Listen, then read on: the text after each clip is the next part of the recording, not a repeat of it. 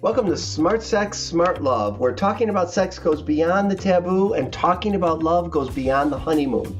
My guest today is Dr. Adrienne Rowland, a licensed master social worker, AASECT-certified sex therapist supervisor with a doctorate in clinical sexology, and an AASECT-approved continuing educator provider.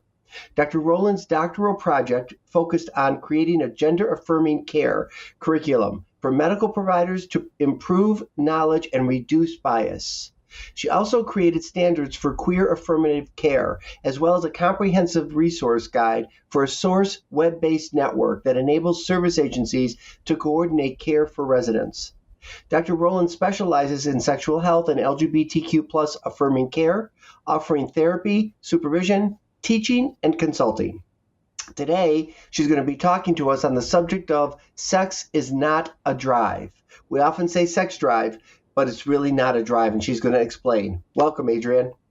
Hi, Joe. Thank you for having me. Oh, it's my pleasure to have you. I've known you for quite a while, and I love your work. And I mean, I'm reading this. You've done so much more than when I first met you. It's incredible. Well, you were my supervisor for my AASECT sex therapy certification, which was, 2017 now. Wow. Yeah. So we did this through COVID too. Yeah. Wow. Yep. Well, Sure you're did. a gem in the field. I've always felt that way. And I'd come to you for things, and you were so good with the paperwork. Thank you. I hate paperwork. So that too. My pleasure. Thank you. I appreciate it. All right. Well, let's get right into it. Okay. About sex not being a drive. You say it's a biological drive. No, it's not a biological drive, like hunger or sleep. Will you explain this? Sure.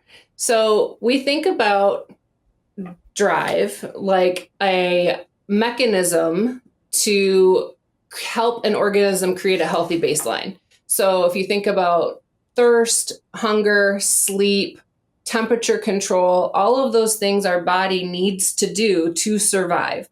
Oftentimes, or for a long time, researchers thought sex was also a drive because there was a compulsion to have sex and there was a need or a desire to have sex. And so they thought it was one of the drives. But then they found, well, what happens if somebody doesn't have sex? They certainly don't die.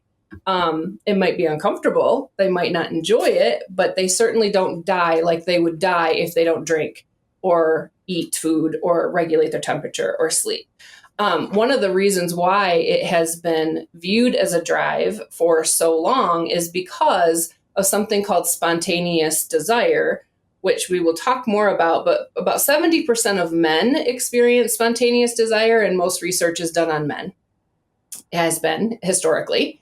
And so because someone would experience spontaneous desire, that's how they're like, oh, this is a drive, because spontaneous desire means you experience arousal and then, you experience desire, like, oh, I want to have sex, and you experience arousal right away, like maybe genital arousal, or in your mind, you have this desire for sex.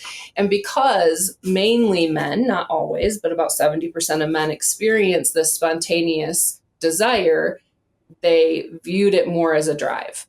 But we now know that like I said, you don't die if you don't have sex. And there is something called responsive desire, which is less about arousal, but more about getting to kind of like coming to the idea of, do I want to have sex? I love food as a metaphor, so I use like a donut shop. So you can say, oh, I saw this donut on a TV commercial. It looked pretty interesting. I'm going to go to the donut shop. I look at the sign and I'm like, oh, that looks pretty nice. Maybe I smell the bakery and I'm like, that smells pretty good. But nothing's really stirring in me yet. I'm just curious. So maybe I go in, I take a look at the counter or what's behind the glass. I'm like, that looks like a pretty interesting donut. I'll try it. All the while I'm curious. I might be willing, but again, like my mouth isn't watering. My stomach's not rumbling. But maybe once I take a couple bites of the donut and I'm like, oh, now that's a tasty donut. I want more. That's maybe when arousal for a donut may come. And so it might be after, I might experience desire after arousal. So it might be in the midst of, in the context of sex, of beginning to have sex, beginning to be sexual, that someone who has responsive desire might say, like, I'm into this. I want to keep doing this. This is good. I'm experiencing, and then I might even experience genital arousal as a result, if that makes sense. It does make sense. So let me put it in terms that I can understand for myself. So I Yep. watch, a lot of TikTok, and I'll see creators who eat, and I don't know why, men or women, I love to watch them eat. And this one creator, she goes to different places, and I watch her get the burger and hear the wrapper and everything, and I'm like, oh my God, that makes me so, I feel hungry, but I'm like, Yeah. then I go to the next one. But you're saying that if I went to the actual place and ate the same thing she's eating, and I wasn't that hungry, and I started eating it, then I would start to find myself hungry. The same is true for sex, with responsive sex. Yes, the same is true with responsive sex, but you might experience spontaneous desire if you are watching that person unwrap the burger and eat it, and your mouth starts watering and your stomach starts growling. That would be more of a spontaneous desire response, because the thought of it, the idea of it, has you reacting. Whereas more of a responsive arousal, you might have to actually be eating the burger to be then like, yeah, that's a good burger, I want to keep eating this. And isn't it true that women are more with responsive sex and men are more spontaneous? Is that how it is? It is. It's not a universal truth, right? But about 70% of men experience spontaneous desire, and about 15 to 30% of women may experience more spontaneous arousal. Other than that, it's more responsive. And of course, if there's a guy out there who's saying like, oh, that doesn't fit me at all, I have more of a responsive desire, there's nothing wrong with you. It's not a one is better than the other. They're just completely different. And same with a woman who's saying like, oh my gosh, I think about sex and, have a genital response and want sex all the time, I must be spontaneous or have a spontaneous desire style. There's nothing wrong with you. Doesn't mean that you're not doing your gender right. And a lot of men do feel something's wrong with them if they have responsive over spontaneous, because the vision of men is that we all are like that. We're all walking around wanting it all the time. Absolutely. Absolutely. And that's not true. And context matters, right? Yes, context matters. Yeah. And I like what you're saying, because women will often say, too, and I'll tell women as a sex therapist, even if you're not in the mood, you might try engaging in some sexual contact, and then you might find yourself, and women will say, then I do find myself being in the mood, like you just said about the burger. Absolutely. Absolutely. So it's not about forcing yourself to get in the mood, but do things that help put you in the right context. And maybe it's, doing some grooming. Maybe it's relaxation. Maybe it's reading something erotic or watching porn or non-sexual touch to kind of, like massage or touch, back rubs or things like that, or hugging, snuggling, kissing. Those things can lead up to sex that can help increase arousal. Yeah. And just for the sake of outer course shout out, those things can just be sexual in and of themselves without any penetration, right? Absolutely. And, historically or anecdotal, I don't know, men often, I don't want to stereotype, but some men often skip over some of those outer course things, or what they would consider as, quote, foreplay. I like to say it's all play. I love that. It's not that just penetration is what is sex, right? And so if that is what someone needs to help them, because they have more of a responsive arousal or responsive desire style, they might be missing out on that because their partner or they may not even know that that's true for them, and they might be skipping that altogether. Yeah, right. That makes sense. Did you make up that all play? Because I want to borrow it if you don't mind. I think so. I mean, I don't know if I heard it somewhere or not. I just said it. I love it. It's very feel good. Free. Because it counts for everything, right? It's outer course and intercourse and anything, right? Yes, absolutely. All right. So you describe sex as an incentive motivation system. What does this mean? Yeah, so I get this from Emily Nagoski. So if you're not familiar, anyone out there, Emily Nagoski wrote Come As You Are, which I think is one of the most important books for anybody to read, regardless of your sex, because it gives so much needed research and information about AFAB, assigned female at birth bodies, and how they operate. So she, and I'm just going to read it because I don't want to mess it up.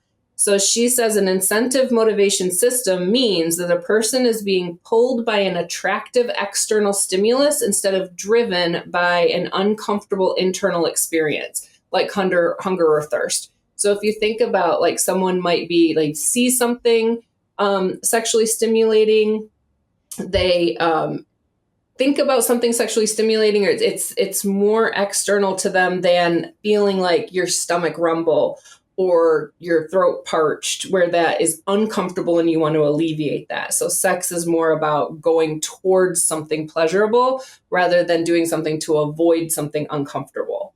If does that make sense? Oh yeah. All right. Thanks for clearing that up. So what about you say also that when you talk with couples about sex not being a drive, it typically is because of male patriarchy male patriarchy systems that assert that a man's sexual desire is the woman's responsibility. Will you talk about this too? Sure. So again, this isn't exclusive to heterosexual relationships. However, it is seen often in heterosexual relationships, partly because we do live in a patriarchal society, and often religious systems elevate the patriarchy to view the man as kind of the most important entity. And women are very often in these societies taught that sex is not for them. And that they're not even sexual. I don't know how many clients I work with, how many women that I've worked with who have been told, don't worry about sex. It's not for you. It's not normal to want sex. If you do, like there's something really wrong with you. It's when they get, slut shamed a lot. It's this purity culture myth and things. And so they may grow up learning any kind of sexual desire that they may have, whether it's responsive or spontaneous, is wrong or deviant or evil, or that they just don't even acknowledge it. And so when they have sex with their partner, it's just really just for them. And it's their job. It's their obligation, whether they're, willing or not. This is what you do for your husband. And so what perpetuates that is if people believe it is a drive, then they may feel like, well, this is a need I have. And so I need it to live. And you can't deny me what I need to live. Right. And so they may then be more manipulative or coercive or outright abusive to their partner because they don't know that it's not a drive, and they truly believe that they'll be harmed or that harm will come to them if they don't have sex. Or they can say like, well, you owe me because I need this. And that can be incredibly problematic. Yep. I see the same thing in my office. I'm sure you do too. And then that's why you're talking about this, about this. How does this play out differently, or does it play out differently with LGBTQ couples? I think it still plays out. It may play out a little bit differently in not so much of like gender roles, but when we see desire discrepancy in couples where one person has more interest in sex or wants to have sex more often than their partner, then being able to come together and cooperate to negotiate what that looks like, the person who wants to have sex more often may look to their partner and say, you owe me. You are responsible for my pleasure. And they may require or really push for that. Especially in situations where people don't believe in masturbation, where they don't believe in experiencing pleasure for themselves. They may really look to their partner for that kind of outlet. But in LGBTQ, I think it's mostly when there's desire discrepancy that we would see that happening, maybe less so than with a gendered, as for gendered reasons. Yep. And what I notice in the gay male couples is when there's a desire discrepancy, we just say to each other, then go find it somewhere else, go get your rocks off, come back to me as long as I'm your primary. Not all gay couples, male couples, but often, right? Yeah, and that is often not negotiated in heterosexual couples. No. At all. Where that could be a really valuable option. But when the higher desire couple, like, and how each person views their partner, right? So the person with lower desire may view their partner as hypersexualized, a sex addict, which we know is not a thing, and have a problem. And the higher drive, see, I even say it. I know. It's hard to get rid of the language. Yeah. Well, I mean, it's colloquial. I mean, it's okay. It's okay to say it as long as we know it's not real. Like it's not, because we're going to say it. There are things that we say that we don't mean all the time. Mm-hmm. A great example that even Emily Nagoski uses in her book is it's like an atheist saying, thank God. It doesn't mean anything, Yeah. So I think it's okay to say as long as like in our minds, we're like, okay, I know it's not a drive. But what I was saying for the person who experiences lower desire, the person who experiences higher desire, they may view their partner who has lower desire as cold, frigid, withholding, and something wrong with them, right? And oftentimes couples will come to therapy and say, fix my partner. My partner wants too much sex. My partner doesn't want sex enough. There's something wrong with them because they're different than me. Fix them. Mm-hmm, mm-hmm. Which leads me to the next question is, how do you deal with that in your practice? Mm-hmm. Yeah, I think through education, really being able to explore with them what I just talked about with you about the difference between spontaneous desire, responsive desire, normalizing that they're both normal and they're both okay, and that there's not a set amount of desire that is normal for a human being because we're so varied. And also being able to communicate about their wants and needs. And we know couples don't do this very well before they get married. We don't teach good sex ed in school, so we don't know about pleasure. We don't talk about before somebody gets married, or don't even have to be married, but just negotiating the relationship early on of like, what do you want sex to look like? So really being able to communicate about desires and wants. A lot of times I hear women, like I mentioned before, they don't know what they experience as pleasurable because they've never really explored for themselves. They haven't felt like they've given themselves permission. Nobody else has given them permission to be sexual beings. And so really encouraging folks within the couple to explore their own pleasure, because we are responsible for our own pleasure. And that's what I teach clients too. It's not my partner's job to make me feel good, because there's so many factors that can get in the way. I mean, we could talk about this for hours. It's my job to help to do things and ask for things that feel good to me. So really being able to talk to couples about what feels good to them and trying things out. And then if they need to make different arrangements in the relationship, like how do they feel about if their partner says, you know what, oh, you don't want to have sex tonight? Cool, I'm going to go masturbate. Or maybe they negotiate an open relationship where somebody gets a sexual need met or desire met outside of the relationship with consent, with, agreement in the couple. But it really depends on what they're looking for and kind of what the dynamic is. So I'm going to throw something your way, and I want to get your thoughts on this because I see this a lot in my practice. I'm sure you do too. So he might, in many mixed gender couples, he might say, okay, you don't want sex. That's great. I'm going to go masturbate. I'm going to look at an Instagram account. I'm going to look at some erotic imagery. And she's not okay with that. Nope, not at all. Now that's cheating on me. So I'm not going to be able to satisfy you, but you can't satisfy yourself either, especially in that way. What do you do?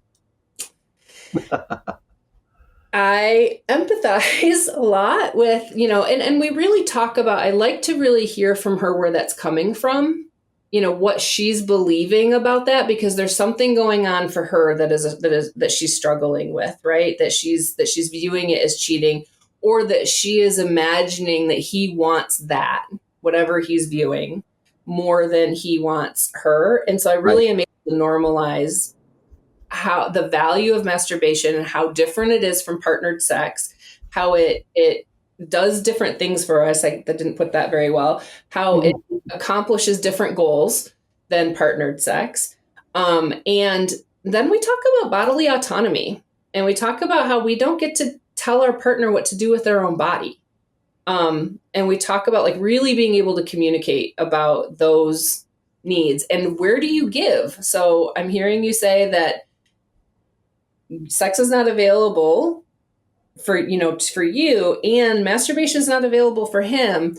Where's the cooperation?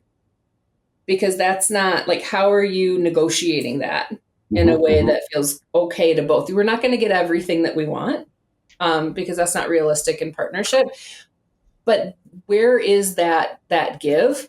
But it really comes down to really addressing the fears that maybe the one partner has about, that might be unrealistic or can be dispelled about masturbation and porn use. Mm-hmm. I like thank you for this. That's helpful. I remember hearing this, that somebody saying, well, we're in a desire discrepancy relationship, which by the way, most couples are. One wants it more than the other, and it can be at different Mm-hmm. extremes. And then Mm-hmm. you could go to another relationship. You could say, well, this isn't working out for me. And then you might be the higher one in this relationship, but the lower one in the next relationship, because you may be with somebody who has a higher desire, right? Absolutely. It's all about perspective. It's about how you are comparing yourself to somebody else. And it is, you're right, it's very difficult to find people together that have very similar desire levels, because we're all so varied. And Yeah. if you can talk about that early on, if you can experience sex early on in the relationship, research shows that having sex before marriage is really helpful to the relationship. If you can talk about all of that openly, you might be able to deal with some of the pitfalls, or decide, you get to a point of like, okay, maybe this relationship just isn't for me. Mm-hmm. I'd like to hear more about your thoughts on partners sometimes having to be able to say no before they can say yes. Mm-hmm. Yeah, so something I didn't talk too much about is also what happens when when it is believed that sex is a drive, and one of the partners may be coercive or manipulative, like, you owe this to me, I need this. Um, a lot of times the partner does not know how to say no. They don't know because they haven't been taught about bodily autonomy, and that regardless of the relationship structure, that they get to say no when it comes to their body. Does that mean that there aren't times when, if you're willing, if you're like, maybe I'm not really feeling it, but maybe I'll get into it, like we talked about earlier, that we could start to do some things, and if I feel like I want to keep going, then I will. They don't know that they get to do that. And so oftentimes when I talk I hear this like people pleasing. And so I'll do a somatic exercise with them where I say, every time I say yes, I want you to say no.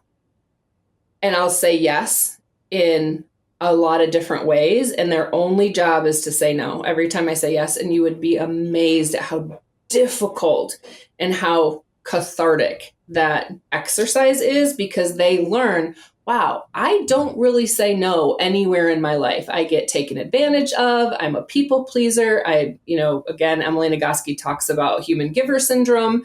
And it's often women, it's not always women, but often. And so just helping them learn to say no in small ways really helps them then be able to say, yes, I want this. So for clients where desire discrepancy is a big part of the issue, I ask them to take sex off the table for a period of time completely, so that there's no question. They can flirt, they can engage in other types of intimacy, and they don't even have to be stressed with, oh gosh, is this going to lead to sex?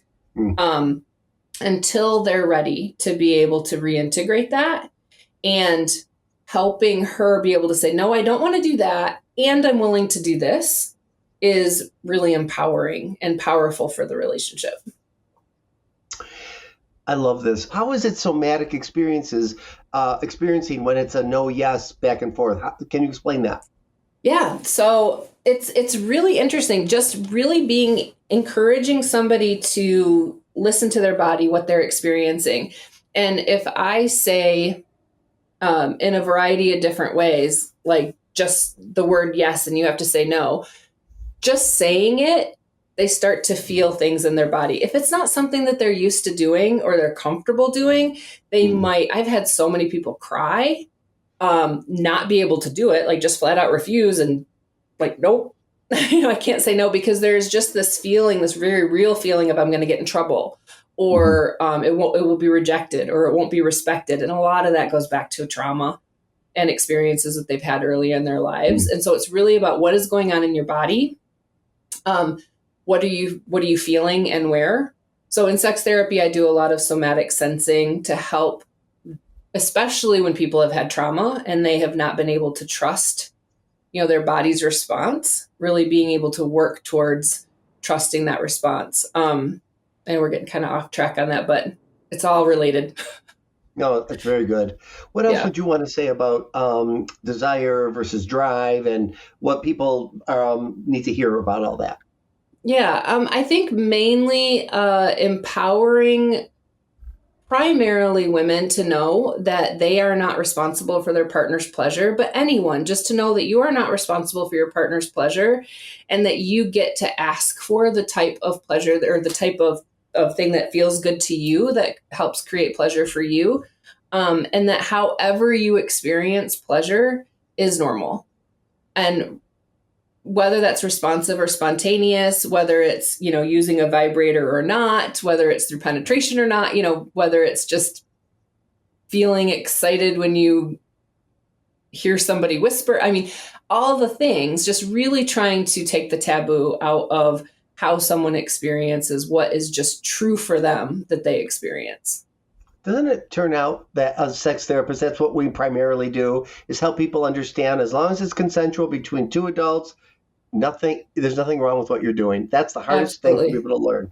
Yeah. But when they get that, oh my gosh, the freedom in that, I love it. Yes. I love seeing their eyes light up, especially when we talk about, normalizing masturbation or use of erotica or porn and things like that. Saying there's nothing wrong with you. That's normal that would turn you on. Yes. Yeah. Just like I get turned on but with hunger watching somebody eat online. Yeah. Which is crazy to me, Joe. No, I'm just kidding. It was crazy to me too when it first started. I was like, I kind of like this. But you know what's even crazier is I love watching animals eat. Oh, I can't stand watching people eat, but I love the sound and sight of animals eating. Oh, wow. Yeah. So there you go. We're different. Maybe that's another podcast we can do. Maybe. All right. So how can people find you on the internet? Yeah. So I am not like a big social media person. I'm too old for that.